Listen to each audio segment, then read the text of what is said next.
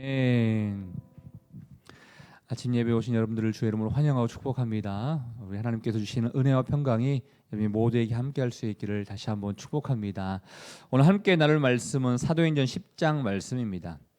10장 1절 16절까지의 말씀입니다. 사도행전 10장 16절까지 교독하도록 하겠습니다. 제가 먼저 1절 말씀 읽습니다. 가이사랴에 고넬료라 하는 사람이 있으니 이탈리아 부데라 하는 군대 백부장이라. 그가 경건하여 온 집과 더불어 하나님을 경외하며 백성을 많이 구제하고 하나님께 항상 기도하더니 하루는 제9시쯤 되어 환상 중에 밝히 보매 하나님의 사자가 들어와 이르되 고넬료야 하니 고넬료가 주목하여 보고 두려워 이르되 주여 무슨 일이니까? 천사가 이르되 내 기도와 구제가 하나님 앞에 상달되어 기억하신 바가 되었으니 내가 지금 사람들을 요빠에 보내어 베드로라 하는 시몬을 청하라. 그는 무도장이 시몬의 집에 유숙하니 그 집은 해변에 있다 하더라. 마침 말하던 천사가 떠나매 고넬료가 집안 하인들과 부하 가운데 경건한 사람 하나를 불러 이 일을 다 이루고 요빠로 보내니라. 이튿날 그들이 길을 가다가 그 성에 가까이 갔을 그때 베드로가 기도하려고 지붕에 올라가니 그 시각은 제6시더라.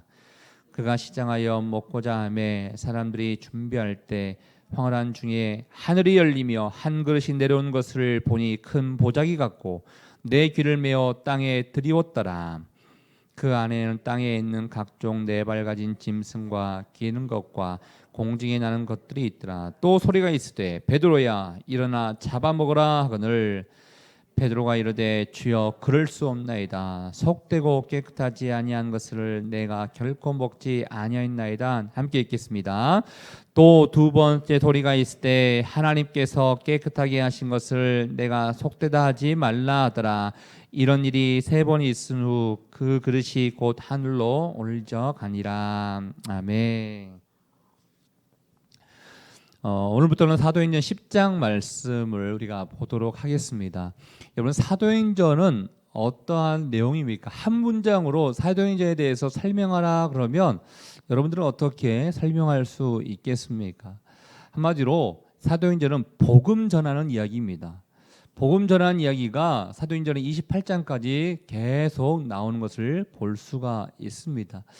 사도행전에 아시다시피 1장 8절 말씀을 통해서 오직 성령이 너에게 임하시면 너희가 권능을 받고 예루살렘과 온 유대와 사마리아 땅 끝까지 이르러 내 증인이 되리라. 이 말씀으로 어떻게 보면 사도행전이 시작된다라고 할 수 있습니다. 성령이 임했음에도 불구하고 초대교회가 생겼음에도 불구하고 복음은 땅 끝까지 전달되지 않았죠. 그렇지만 하나님께서 스데반과 또 많은 하나님의 사람들을 또 핍박과 또 고난 가운데 강제적으로 사도행전 8장 1절을 통해서 흩어지게 하신 것을 보게 되었습니다. 그렇다고 복음이 온 세계까지 전달되었는가?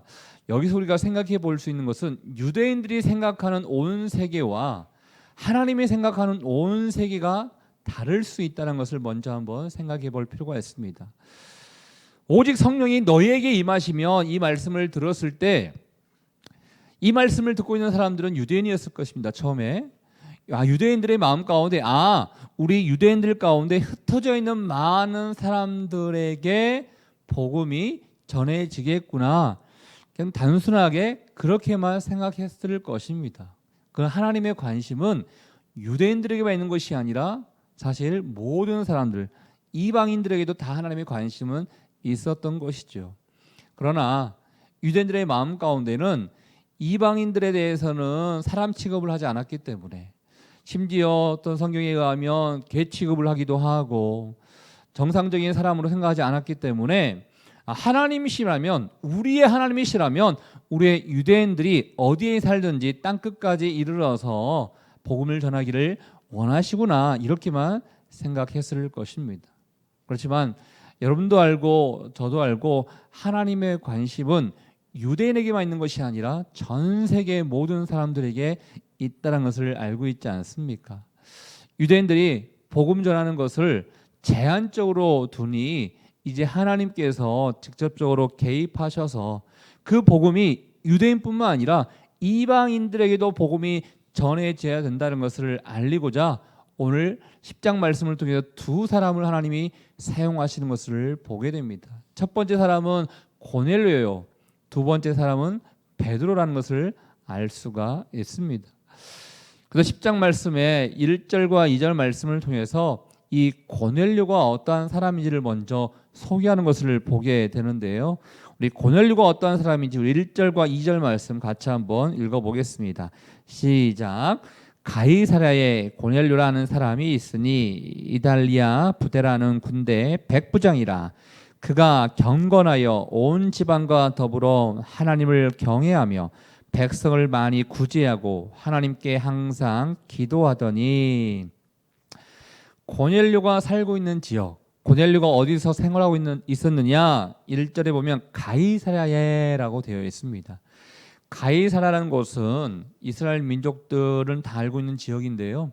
특별히 지금도 마찬가지인데 북쪽 지역을 얘기하고 있습니다. 항구 도시인 것인데 그 당시 로마의 식민지를 받았기 때문에 팔레스타인 지역에서 로마가 지배하기 위해서는 하나의 거점 도시를 만들 필요가 있었습니다. 한마디로 팔레스타인 안에서 로마가 통치하기 위해서 수도와 같은 역할을 만든 지역이 있었는데 그 지역이 바로 여기 가이사랴라는 지역이라는 것입니다.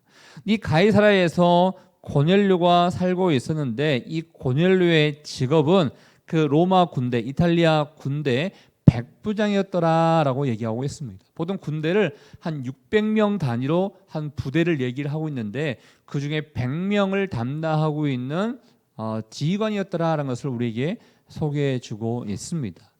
이 백부장, 사실은 백부장이라는 것은 이방이라는 것을 얘기하고 있습니다. 그러나 이방인임에도 불구하고 2절 말씀에 보면 그런 경건한 사람이었더라라고 얘기하고 있습니다. 유대인이 아니었음에도 불구하고 하나님에 대해서 관심이 있었고 하나님께서 주신 말씀에 대해서 순종하기를 원했으며 하나님의 마음에 합한 자가 되기 위해서 애쓰고 수고한 사람이 이 바로 고넬료였더라라는 것을 우리에게 알려주고 있습니다.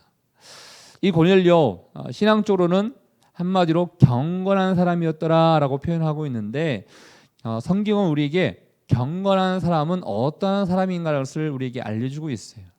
여러분이 기준으로요, 경건한 사람은 어떠한 사람을 얘기하고 있습니까? 그냥 어떻게 보면 기도 많이 하는 사람 이렇게 생각할 수 있을 것입니다. 또 경건한 사람은 어떠한 사람입니까? 라고 한다면 교회에 와서 봉사 많이 하는 사람, 직분자들 이런 사람이 경건한 사람 아닐까요? 라고 할 수 있지만 오늘 2절 말씀을 통해서 크게 경건한 사람의 특징은 세 가지를 우리에게 알려주고 있습니다. 첫 번째는 어떤 사람인가? 하나님을 경외할 줄 알아야 된다라는 것입니다. 여러분, 경외라는 뜻은요, 두 가지의 의미가 담겨져 있는데 존중하다는 뜻이 있어요. 그 사람이 어떠한 말씀을 하시든지 내가 그 말을 잘 듣겠노라. 존중의 의미가 담겨져 있습니다. 또 하나는 두려움의 의미가 담겨져 있습니다. 그 말 가운데 내가 두려운 마음으로 지키지 아니하면 안 될 것 같은 그 마음을 가지고 두려워하는 마음으로 내가 그 말씀을 듣겠노라. 고넬료는 하나님을 사랑하는 마음을 가지고 하나님을 존중하고 두려워하는 마음으로 그 말씀을 지키기를 원했던 경건한 사람이었다라는 것을 알려주고 있습니다. 두 번째 경건한 사람의 특징은 무엇인가? 구제를 많이 했다라는 것을 알려주고 있습니다. 여기 하나님의 마음이 담겨져 있는 것인데요. 여러분, 하나님은 특별히 연약한 자들에게 관심이 많습니다. 소외된 자들에게 관심이 많고 힘없는 자들에게 관심이 많습니다. 왜냐? 모든 자녀들이 다 하나님의 자녀인데 그 가운데 힘들어하고 아파하는 자들을 더 하나님께서 마음 쓰게 될 수밖에 없는 것이죠. 그래서 너희들이 이 세상 가운데 잘 지냈으면 좋겠는데 특별히 힘들어하고 아파하는 자를 좀 잘 도왔으면 좋겠다. 이게 아버지의 마음으로서 믿는 자들에게 구제를 너희가 참 많이 힘썼으면 좋겠다. 이게 하나님 아버지의 마음인 것이죠. 그래서 그 마음을 알고 있었던 고넬료는 백성들을 구제했는데 이게 보니까 많이 구제했다라고 얘기하고 있습니다. 지속적으로 구제했다는 것을 알려주고 있습니다. 세 번째, 경건한 사람의 특징은 항상 기도하더니 이렇게 표현되어 있습니다. 예, 꾸준한 기도하는 자를 하나님께서 경건한 자라 인정해주고 있다는 것이죠. 사실은 이 경건의 세 가지 특징은 유대인들이라면, 특히 유대인들 중에서 내가 경건하다고 인정받기를 원하는 사람이라면 다 해야 될 그 의무들이었습니다. 하나님을 경외하고 사람들을 도와줘야 되고 기도에 힘쓰는 것, 특별히 하루에 3번씩 규칙적인 기도를 하는 것은 유대인들에게 있어서는 필수 요소였기 때문에 이 세 가지를 했다는 것은 정말 신실하게 경건한 사람으로 살아가고 있다는 것을 알려주고 있습니다. 그런데 이 고넬료가 유대인이 아닙니다. 유대인이 아님에도 불구하고 그가 하나님이 진정한 하나님이시라는 것을, 많은 신들 가운데 진정한 하나님이라는 것을 알고 있었기 때문에 그 하나님을 경배했고 그 하나님을 받아들였으며 그 하나님 앞에 마음을 드리며 경건한 삶을 살아가고 있었음을 보게 됩니다. 이 경건한 자에게 하나님께서 일을 하기를 원하신다라는 것을 우리가 알 수 있죠. 여러분, 이따가 베드로에 대해서 나오겠지만 베드로도요, 기도하다가 환상을 봅니다. 고넬료도요, 하나님께서 기도하는 중에 환상을 보여주고 있는 것을 보게 됩니다. 저는 이 말씀을 보면서요, 하나님께서는 누구에게 개입하시는가? 기도하는 자들에게 하나님께서 특별히 개입하시고 인도하시구나 라는 것을 볼 수가 있습니다. 특별히 기도하기 위해서 나오신 여러분 가운데 반드시 우리 하나님께서 개입하시고 반드시 여러분 인생 가운데 인도하여 주실 줄 믿습니다. 그 하나님께서 고넬료와 베드로 가운데 함께 하신 것처럼 우리와 함께 하실 것인데, 고넬료에게 어떻게 역사하셨는가? 3절 말씀에 보면 환상 중에서 하나님의 사자가 들어와 고넬료야 하니라고 고넬료를 불러 주셨다는 것입니다. 그 주의 사자가 고넬료를 찾아왔다는 것입니다. 찾아와서 2가지의 메시지를 전하는데, 첫 번째 메시지가 무엇인가? 4절 말씀, 우리 4절 말씀 한번 읽어보겠습니다. 4절입니다. 시작. 고넬료가 주목하여 보고 두려워 이르되 주여 무슨 일이니까? 천사가 이르되 내 기도와 구제가 하나님 앞에 상달되어 기억하신 바가 되었으니. 첫 번째 주의 사자가 전한 메시지는 너의 모든 기도와 너의 모든 구제, 너가 하나님을 경외하고 두려워하는 마음으로 했던 모든 신앙생활이 하나님 앞에 상달되게 되었다는 것을 이야기하고 있습니다. 한마디로 인정받았다는 거예요. 저를 포함해서 우리 모두가 이러한 음성이 들렸으면 좋겠어요.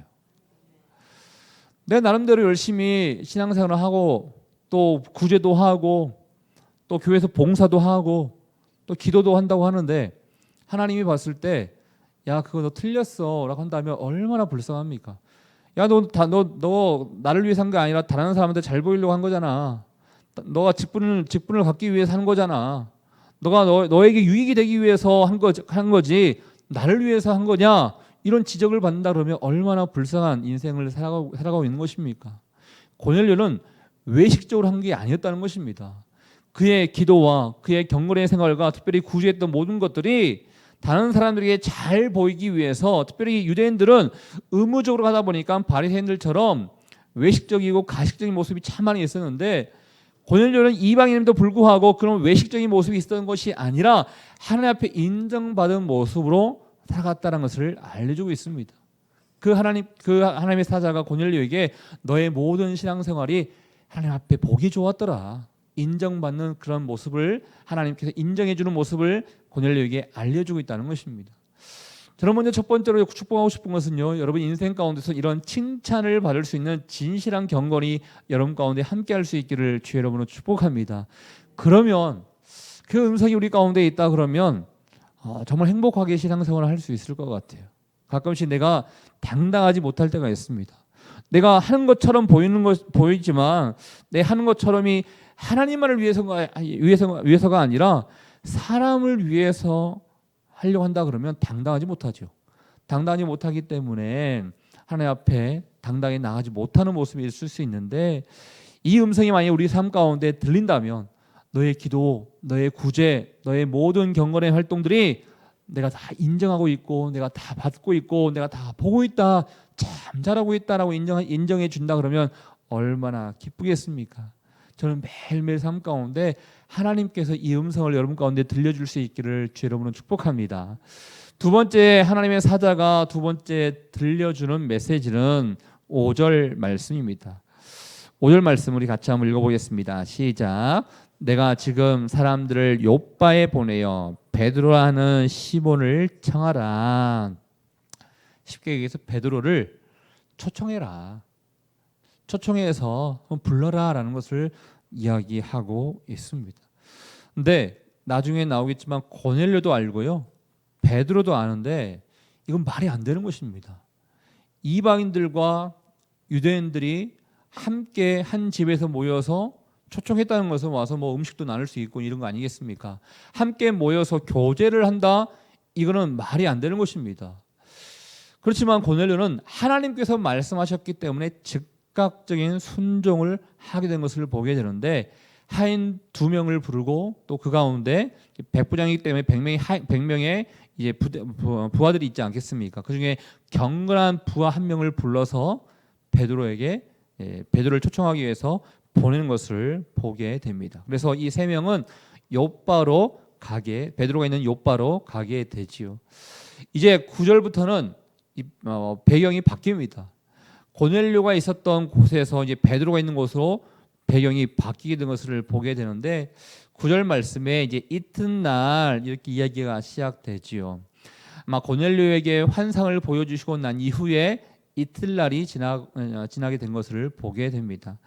이튿날 마찬가지로 베드로가 기도하기 위해서 지금 자기가 살고 있는 지붕 위에 올라가서, 우리가 생각하는 지붕과 좀 다릅니다. 이스라엘 지붕은 평평합니다.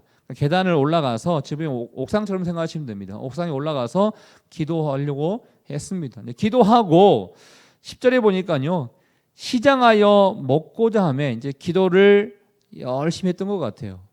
여기 보면 시간이 나오는데 12시를 얘기하고 있습니다. 6시더라. 베드로가 지붕에 올라가서 기도했는데 그 시각은 제 6시더라 라고 되어 있어요. 12시입니다. 특별히 유대 민족들은 아침 식사를 잘 안 했다고 합니다. 그렇기 때문에 이 12시가 될 때까지 기도하고 밥을 먹어야 되니 굉장히 배가 고팠을 것입니다. 배고픔을 왜 얘기하는가? 그 다음에 나오는 장면들을 소개하기 위해서 배고픔을 얘기하고 있어요. 배가 고픈 중에 환상을 보게 되는데요. 11절에 보니까 하늘이 열리며 한 그릇이 내려왔다라고 얘기하고 있습니다. 엄청나게 큰 그릇이 내려왔는데 마치 그것을 보았더니 큰 보자기가 같고 내 귀를 메어 땅에 들이웠더라. 엄청나게 큰 그릇이 내려왔는데 그 그릇에 무엇이 있었는가? 12절 말씀입니다. 12절에 있는 것들을 그릇 위에 하나님께서 보여주셨습니다. 우리 12절 말씀 읽어보겠습니다. 시작. 그 안에는 땅에 있는 각종 4발 가진 짐승과 기는 것과 공중에 나는 것들이 있더라. 여러분, 율법 가운데 특별히 율법을 소개해 주는 말씀이 레위기 말씀 아니겠습니까? 레위기 11장 말씀 가운데 먹어도 되는 것과 먹지 않아도 되는 것, 먹으면 안 되는 것들을 소개하는 구절들이 있는데, 특별히 먹지 않아야 될 것들을 레위기 11장 41절과 42절 말씀 가운데 우리에게 소개해 주고 있거든요. 거기에 나옵니다. 4발 가진 짐승과 기는 것과 공중에 나는 것들을 먹어서는 안 된다. 이 비슷한 내용들이 나옵니다. 사실 여기 4발 가진 짐승과 기는 것과 공중에 나는 것들은 어떻게 생각해 보면 이게 다 모든 먹을 수 있는 것들이었습니다. 유대인들은 못 먹다 하더라도 일반 이방인들이 다 먹을 수 있는 것들이었습니다. 그러나 그 중에서도 특별히 기는 것들은 절대 먹어서는 안 되는 것입니다. 그다음에 다리가 4개 이상에 있는 것들은 또 먹어서는 안 됐던 것입니다. 이런 환상을 보여주면서 이것을 너가 먹어라라고 베드로에게 얘기합니다. 배가 고픈 상태를 하나님께서 알고 있기 때문에 베드로가 너 배고프지? 환상 가운데 보여주면서 이것을 너가 잡아 먹어라고 이야기를 하죠. 근데 베드로의 반응이 이렇게 얘기하고 있죠. 14절 말씀 가운데 베드로가 얘기합니다. 우리 같이 한번 읽어보겠습니다. 시작. 베드로가 이르되 주여 그럴 수 없나이다. 속되고 깨끗하지 아니한 것을 내가 결코 먹지 아니하였나이다 하는데, 베드로가 살짝 흥분하면서 이야기를 하고 있는 거예요. 무슨 소리입니까? 지금 제가 아무리 배가 고픈다고 한들 먹지 말아야 할 것들을 내가 먹는다니 이게 말이 됩니까? 절대로 나는 먹지 않았기 때문에, 지금까지도 먹지 않았기 때문에 앞으로도 먹지 않을 것입니다 라고 이야기를 하고 있습니다. 어떻게 보면 불쾌하고 단호한 어투로 아마 이야기했을 것입니다. 하나님 지금 무슨 얘기하고 계십니까? 하나님께서 율법을 통해서 먹지 말라고 한 것들을 나에게 보여주면서 지금 먹으라고 하다니 이게 무슨 말입니까? 이런 마음으로 아마 하나님 앞에 대들고 있었을 것입니다. 그런데요, 하나님께서 말씀하시죠. 15절 말씀. 이 15절 말씀이 오늘 말씀의 제목이었는데요. 우리 15절 말씀 한번 읽어보겠습니다. 시작. 또 두 번째 소리가 있을 때 하나님께서 깨끗하게 하신 것을 내가 속되다 하지 말라 하라. 하나님께서 깨끗하게 하신 것을 내가 속되다 하지 말라. 베드로는요, 자기가 알고 있는 하나님은 부정한 것들은 먹지 말아야 되는 하나님으로 알고 있었습니다. 그러나 주의 사자를 통해서 하나님께서 직접 음성을 알려주시면서 하나님께서 깨끗하다고 한다는 것을 왜 너가 부정하다고 여기면서 먹지 않으려고 하느냐라고 말씀해 주고 있다는 거예요. 왜? 절대 기준은 하나님이 돼야 되는데 왜 너가 판단해서 먹어도 되는 것, 먹지 않아도 되는 것 구별하느냐라고 얘기하고 있다는 것이죠. 여러분, 인류의 최초의 죄가 무엇입니까? 그것은 선악을 알게 하는 나무의 열매를 따먹는 죄였습니다. 하나님께서 너가 이게 선하고 이게 악한지를 너가 한번 판단해봐 라고 말씀하셨습니까? 그렇지 않습니다. 너는 여기 있는 모든 것들 다 먹어도 돼. 저기 있는 동산 중앙에 있는 선악을 알게 하는 나무만 안 먹으면 돼. 이걸 알게 해주셨어요. 그런데 최초의 아담과 하와가 지은 죄는 하나님의 판단을 자기가 결정합니다. 이건 먹어도 되나 안 되나 결정해서 자기들이 봤을 때 이것은 괜찮을 거야. 선악을 자신들이 판단을 해서 먹게 되었습니다. 우리가 살다 보면요, 이 선과 악을 우리 스스로가 판단할 때가 참 많이 있습니다. 저는 어제 그 밤 11시에 축구를 보고 잤기 때문에 충분한 수면 시간이 없었지만 그래도 기분 좋게 잠을 잤습니다. 우리나라가 정말 기적과 같은 그 일을 했지 않습니까? 우리나라가 2대 0으로 이기는 것보다 독일이 7대 0으로 이기는 게 더 확률적으로 높다, 막 이런 평가 가운데 경기를 했기 때문에 우리가 이긴다는 것은 말이 안 되는 거였는데 하여튼 이겼습니다. 여러분, 제가 여러분에게 묻고 싶습니다. 여러분 기분 좋았겠죠? 하나님은 기분 좋았겠습니까? 안 좋았겠습니까? 우리 입장에서는요, 하나님도 엄청 좋으셨을 거야, 이런 기분이 있을 거예요. 근데 하나님은, 독일 사람은 하나님의 자녀가 아닙니까? 하나님은 그냥 마냥 아이들이 그냥 재밌게 노는 거에 대해서 흐뭇하게만 여겼었을 거예요. 아이고 너희가 이겼구나, 너희는 슬프겠구나. 보통 엄마 아빠가 첫째와 둘째 자녀들 이렇게 놀다가 어떤 시합하다가 가위바위보 하다가 지면 그냥 흐뭇하게 너 이겼네, 너 졌네, 흐뭇하게 바라보는 것처럼 하나님께서도 독일과 우리나라의 경기를 봤을 때 흐뭇하게만 바라봤을 것입니다. 그런데 마치 우리의 생각은요, 하나님도 엄청 좋으셨을 거야. 어떤 사람은 이런 기도했을 거예요. 하나님, 우리나라가 이기게 해주세요. 하나님은 독일은 뭐가 됩니까? 독일도 하나님의 자녀인데. 아마 독일에서도 마찬가지로 독일 사람들 중에 하나님, 우리나라가 꼭 이겨서 16강 진출하게 해주세요, 이렇게 기도하는 사람이 있었을 거예요. 우리의 생각으로요, 하나님의 생각을 판단할 때가 참 많습니다. 하나님은 반드시 나와 같은 생각일 거야. 하나님은 반드시 이걸 좋아하실 거야. 선과 악을 구별하는 데 있어서 하나님 중심으로 생각해야 되는데 우리의 경험과 우리의 전통과 우리의 편견으로 말미암아 우리가 하나님의 뜻을 구별할 때가 참 많이 있음을 보게 됩니다. 하나님은 이제 본격적으로 이방 사람들에게 복음을 전하고자 고넬료와 베드로를 불러주시는데 이 두 명에게 보여주는 환상을 통해서 나의 관심은 이방인들에게도 있다는 것을 보여주고자 오늘 이야기가 시작되게 된 것을 보게 됩니다. 그래서 내일과 이제 모레까지는 구체적으로 하나님의 마음이 특별히 이방인들에게 있다는 것을 확실히 베드로에게, 특별히 초대교회 가운데 알려주고자 이야기가 전개된 것을 보게 되지요. 사랑하는 여러분, 하나님께서 우리의 인생의 주관자입니다라고 우리는 이렇게 고백합니다. 그렇다면 주관자입니다라고 고백하는 자들에게 있어서 내려놔야 될 것들이 있을 것입니다. 그게 뭐냐면 우리의 편견입니다. 또 우리의 잘못된 경험입니다. 우리의 모든 관습들, 고정관념들, 이런 것들입니다. 이 모든 것들을 내려놓고 하나님이 기뻐하시는 것은 무엇일까? 하나님이 정말로 원하시는 것은 무엇일까? 이것을 우리가 생각하며 살아갈 수 있어야 됩니다. 특별히 대한민국 정치를 보면서 안타까운 것은요, 너무나 극심하게 좌우가 갈라져 있습니다. 좌에 있는 사람들은요, 우에 있는 사람이 너무 나쁜 사람인 것 같아요. 우에 있는 사람도 좌에 있는 사람도 너무 나쁘다고 생각하는 것 같아요. 여러분, 하나님 입장에서는 그렇지 않습니다. 하나님 입장에서는 모든 사람들이 다 하나님의 자녀이기 때문에 함께 잘 공존하기를 원하고 있습니다. 우리 모든 선입견과 고정관념을 내어놓고 나아가야지만이, 이런 모든 편견들을 다 내려놓고 나아가야지 하나님이 우리 삶 가운데 진정으로 일하실 수 있음을 우리는 알게 됩니다. 오늘도 마찬가지입니다. 또 많은 사람들을 만나게 될 것이고 많은 일들을 하게 될 것인데, 그 모든 것들을 하나님의 뜻대로 되기를 원하신다면 나의 모든 선입견과 편견과 고정관념을 내어놓고 하나님이 나를 마음껏 움직여 주십시오, 사용해 주십시오, 이렇게 기도하며 나갈 수 있기를 바랍니다. 그럴 때 반드시 여러분 가운데 하나님의 역사가 이루어지게 될 줄 믿습니다.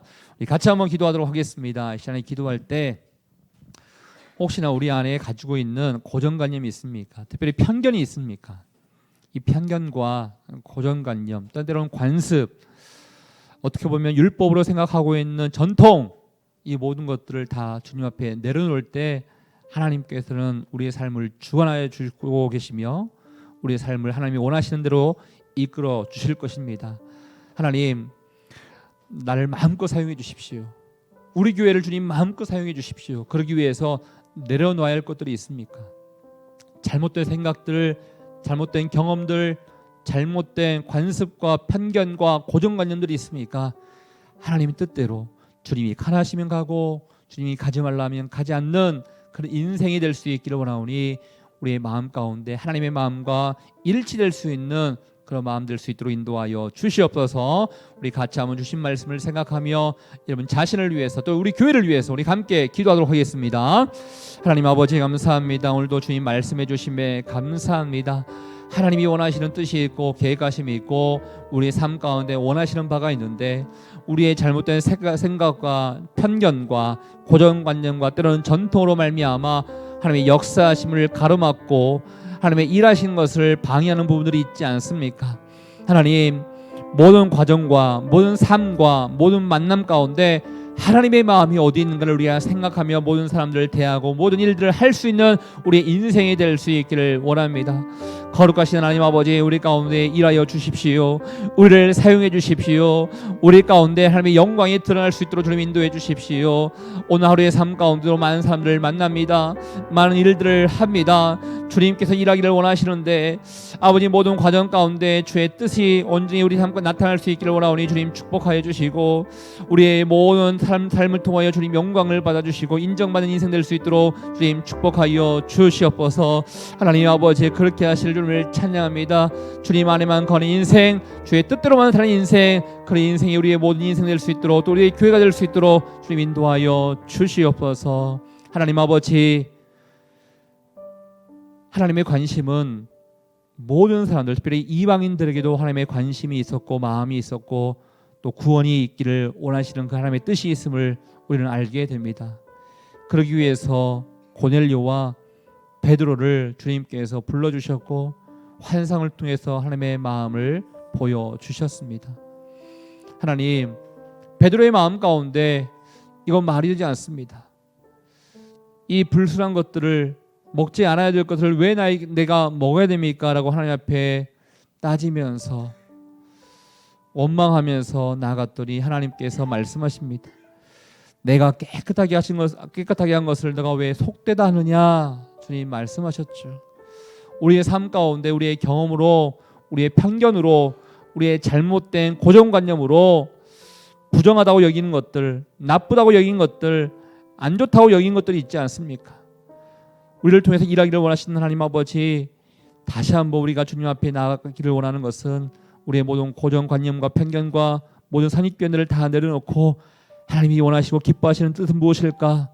하나님이 나의 삶 가운데, 오늘 인생 가운데, 만남 가운데 원하시고 기뻐하시는 인생은 무엇일까? 다시 한번 생각하며 분별하며 나가는 인생 될 수 있도록 주님 인도하여 주시옵소서. 주님, 우리를 마음껏 사용해 주십시오. 또 우리 교회를 마음껏 사용해 주십시오. 그러기 위해서 잘못된 생각을 다 내려놓기를 원하오니 우리 가운데 좌정하여 다스려 주시고 하나님의 마음이 우리의 마음 될 수 있도록 주님 축복하여 주시옵소서. 그렇게 하실 주님께 감사드리오며 지금 이 시간 우리 인생의 길과 진리와 생명 되시는 예수 그리스도의 은혜와 하나님 아버지의 그 크신 사랑하심과 성령의 교통 위로 충만하심이 하나님의 뜻에 합당한 삶을 살기를 원하는 주의 백성들을 한 사람 한 사람 머리 위에 우리의 가정과 일터와 사람 살리는 교회 위에 이제부터 영원토록 함께하기를 간절히 축원하옵나이다. 아멘.